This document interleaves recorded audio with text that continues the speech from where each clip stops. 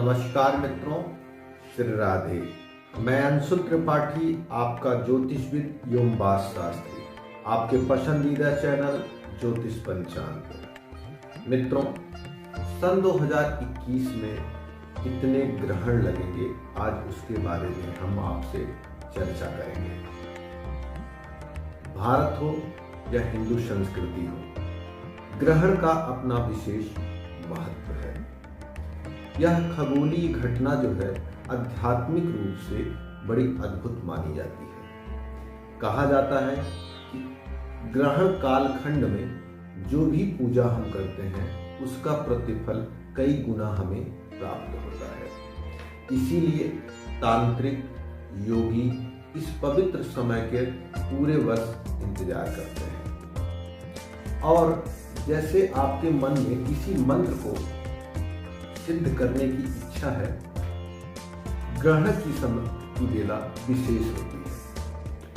दूसरी तरफ वो माताएं और बहनें जो गर्भवती हैं या जिनके गर्भ में बच्चा है, उनके लिए भी ग्रहण का समय बहुत महत्वपूर्ण है, क्योंकि ग्रहण का सीधा संबंध बालक के ऊपर पड़ता है।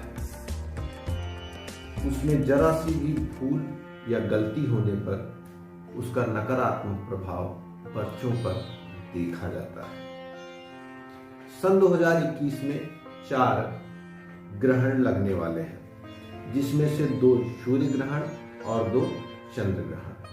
आज हम पंचांग लेकर बैठे हैं बनारस का, और इस पंचांग के माध्यम से हम आपको बताएंगे कि कितने ग्रहण कब कब, और उसमें से कौन सा ग्रहण भारत में दृश्य है, कौन सा नहीं। इसके बारे में हम आपको बताएंगे।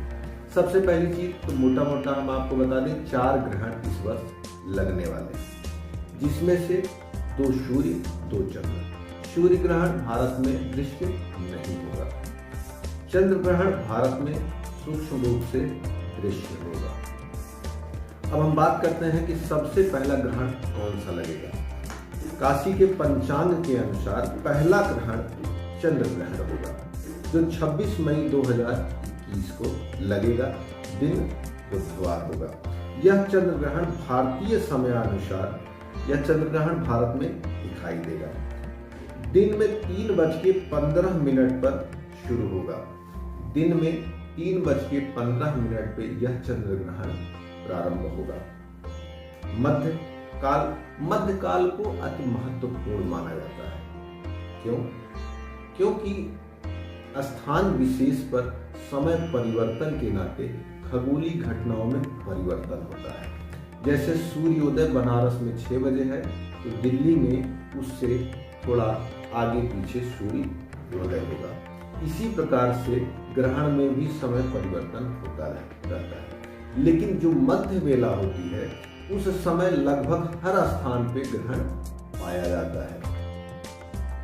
इस समय पूजा या किसी भी क्रिया का विशेष महत्व होता है, क्योंकि उस समय शक्तियां एकदम प्रबल रहती हैं। तो बनारस के अनुसार मध्यकाल 4:49 पे होगा। मोक्ष का अर्थ है कि ग्रहण अब समाप्त होने वाला है। इस समय काल में धीरे धीरे चंद्रमा राहु से दूर होना शुरू हो जाते हैं। यह कालखंड है 6:23। पहला ग्रहण चंद्र ग्रहण होगा, जिसका प्रारंभ मैं एक बार पुनः आपसे बता दूं, 3:15, मध्याह्न 4:49 और मोक्ष 6:23। यह चंद्र ग्रहण भारत में दृश्य होगा। अब दूसरे ग्रहण की बात करते हैं। दूसरा ग्रहण सूर्य ग्रहण है। यह ग्रहण 10 जून गर्मी के महीने में यह ग्रहण लगेगा, 10 जून 2021 को। लेकिन यह ग्रहण भारत में दिखाई नहीं देगा, और यह ग्रहण सूर्य ग्रहण है। समय की अगर बात की जाए तो भारतीय समयानुसार 1:43 पर यह ग्रहण दिन में लगेगा, और यह ग्रहण समाप्त होगा दिन में सायं 6:41 पे ही समाप्त होगा। सूर्य ग्रहण जो लगेगा वो भारत में दृश्य नहीं रहेगा। इसीलिए इसके मध्याह्न समय की चर्चा पंचांग में नहीं की गई है, केवल शुरू और अंत के बारे में ही बात की गई है। अब बात करते हैं तीसरे ग्रहण की। तीसरा ग्रहण चंद्र ग्रहण है, जो भारत में कुछ स्थानों पर प्राप्त होगा, जिसका प्रभाव पूरा देखा जाएगा। अब हम बात करते हैं कि भारत में किस समय यह ग्रहण दिखाई देगा। दिन में 12:48 पर यह ग्रहण दृश्य होगा और इसका मध्याह्न 2:33 पे माना जाएगा। मोक्ष की बात की जाए तो दिन में 4:17 पे यह ग्रहण मोक्ष प्राप्त करेगा, अर्थात ग्रहण समाप्त होगा। ग्रहण की बेला में जो भी पूजा पाठ हम लोग करते हैं उसका कई गुना फल प्राप्त होता है, ऐसा शास्त्रों में लिखा गया है। कहा जाता है कि आप किसी भी मंत्र को अगर सिद्ध करना चाहते हैं और उसको काफी दिन से आप करते चले आ रहे हैं तो वो बल आप इकट्ठा नहीं कर पाएंगे और दिनों में, जो ग्रहण के कुछ घंटों में ही कर पाएंगे। ग्रहण समय में किए गए मंत्रों का प्रतिफल कई गुना प्राप्त होता है। इसीलिए हिंदू धर्म में, भारतीय संस्कृति में ग्रहण का बहुत ज्यादा महत्व है। ग्रहण एक ऐसी खगोलीय घटना है जिसका प्रभाव मनुष्य के जीव पर सीधे पड़ता है। हमने अभी जल्दी में एक लेख पढ़ा, जिस लेख में लिखा था, जिस लेख में बंदरों और जानवरों के ऊपर ग्रहण का एक रिसर्च था। उसमें लिखा था कि जब ग्रहण की बेला आती है उसके कुछ समय पहले से ही जंगल में जंगली जानवर किसी सुरक्षित स्थान पर जाकर पहुंच जाते हैं। इस घटना का सीधा तात्पर्य है कि इसका असर जरूर आदमी के स्वास्थ्य पर, मन पर, शरीर पर पड़ेगा ही, क्योंकि अगर जीव जगत में जानवर इससे प्रभावित हो रहे हैं तो मनुष्य भी प्रभावित होगा। इसी ऊर्जा को कहीं न कहीं हमारे मनीषियों ने जाना और समझा। उसी के आधार पर उन्होंने ग्रहण से संबंधित कई नियमों की स्थापना की। अब हम बात करते हैं चौथे ग्रहण के बारे में। सूर्य ग्रहण 4 दिसंबर, ठंडी की बेला में यह लगेगा, लेकिन भारत में दृश्य नहीं होगा। अब हम बात करते हैं कितने बजे से प्रारंभ होगा, कितने बजे तक ये ग्रहण रहेगा। दिन में 10:49 पे यह ग्रहण लगेगा और दिन में 3:07 पे यह ग्रहण समाप्त होगा। पंचांग के अनुसार, बनारस के पंचांग के अनुसार इस वर्ष 4 ग्रहण लगने वाले हैं, जिसमें से 2 सूर्य, 2 चंद्र। सूर्य ग्रहण भारत में दृश्य नहीं है, चंद्र ग्रहण भारत में दृश्य है, जिसके समय के बारे में हमने आपको बताया। अब आपको एक चीज और हम यहाँ पे बताएंगे जो पंचांग में वर्णित है। सूतक, कोई भी ग्रहण लगता है उसके कुछ समय पहले से ही सूतक काल लगता है, जिसमें भोजन, अन्न वगैरह का त्याग किया जाता है।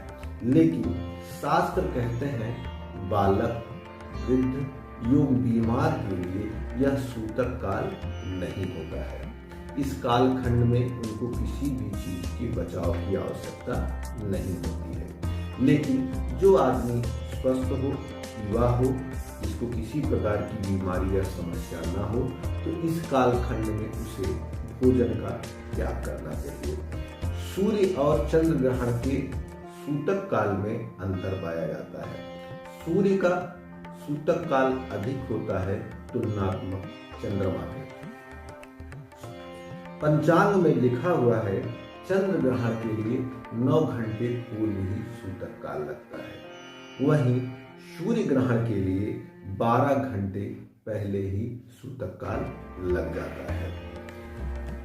भारतीय मनीषियों ने सीधा प्रभाव इसका मनुष्य के ऊपर, जीवों के ऊपर देखा और उन्होंने इस चीज को तार्किक रूप से अपनी दिव्य दृष्टि से देखकर कुछ नियम बनाए,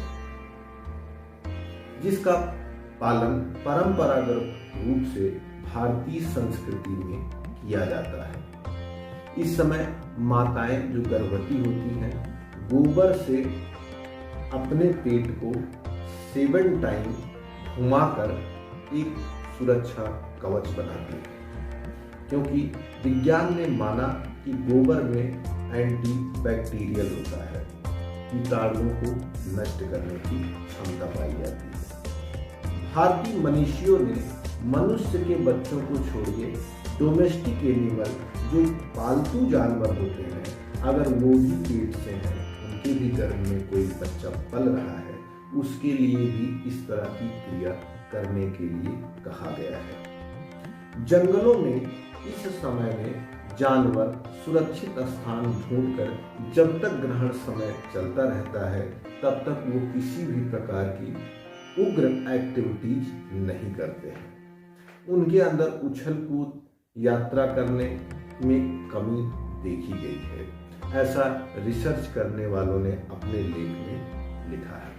इसी तरीके से आवश्यक और जरूरी वीडियोज हम आपके लिए लाते रहेंगे। ग्रहण से संबंधित कोई और जानकारी आपको चाहिए तो हमारे ज्योतिष पंचांग चैनल पे दिए हुए नंबर के माध्यम से, कमेंट बॉक्स के माध्यम से आप अपनी सूचना हम तक पहुंचा सकते हैं। जो भी दर्शक हमारे चैनल को देखते हैं उनको हृदय से हम धन्यवाद करते हैं। निवेदन है आप हमारे वीडियो को शेयर करें, लाइक करें और जिन्होंने अभी तक सब्सक्राइब नहीं किया है सब्सक्राइब करें। धन्यवाद। श्री राधे। उम्मीद करती हूँ आपको वीडियो पसंद आया होगा, तो इसे लाइक करना ना भूलें। ज्योतिष और पंचांग से जुड़ी जानकारी हम आपके लिए लाते रहेंगे, तो आपके अपने YouTube चैनल ज्योतिष पंचांग को सब्सक्राइब करें और बेल आइकन जरूर प्रेस करें ताकि आपको लेटेस्ट वीडियो की नोटिफिकेशन लगातार मिलती रहे।